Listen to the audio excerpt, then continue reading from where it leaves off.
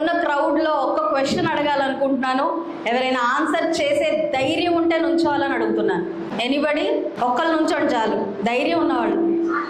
అమ్మాయిలు క్వశ్చన్ని బట్టి నుంచుంటారా? ఓకే, మీ ఫేవరెట్ హీరో ఎవరు?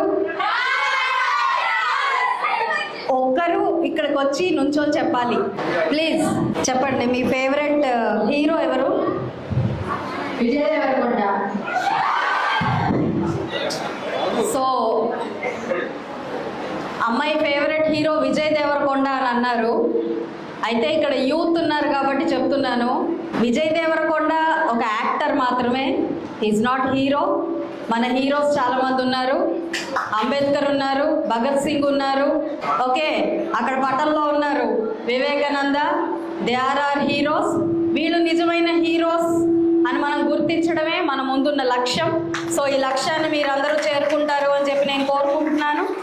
ఎందరో వీరుల త్యాగ ఫలం వల్ల మనం ఈరోజు ఇక్కడ బాలికలు ఉన్నారు చాలామంది, వాళ్ళకి ముఖ్యంగా చెప్తూ ఉన్నాను, వాళ్ళ త్యాగాల వల్ల మనం చదువుకుంటున్నాం. వాళ్ళ త్యాగాల వల్ల మనం గడప దాటి బయటికి స్వేచ్ఛగా వచ్చి ఈరోజు సమాజంలో మనదైన ఒక ఐడెంటిటీతో ముందుకెళ్తున్నాం. వాళ్ళందరూ మన హీరోస్. సో వాళ్ళందరినీ గుర్తించుకోవాలి.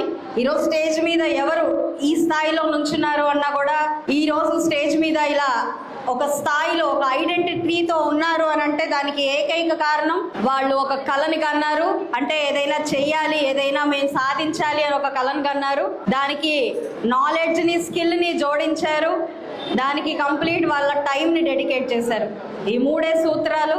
సో ప్రతి ఒక్కరూ ఆ మూడు సూత్రాల్ని పాటిస్తూ సమాజంలో మీరు ఒక మంచి గుర్తింపుని, గౌరవాన్ని అధిరోహిస్తారు అని చెప్పి కోరుకుంటూ, హ్యాపీ లైఫ్ని, హ్యాపీనెస్ని మాత్రమే అచీవ్ చేయాలి అని చెప్పి కోరుకుంటూ, మరొకసారి నన్ను ఈ యొక్క మంచి కార్యక్రమానికి ఆహ్వానించిన పెద్దలందరికీ పేరు పేరున నమస్కరిస్తూ సెలవు.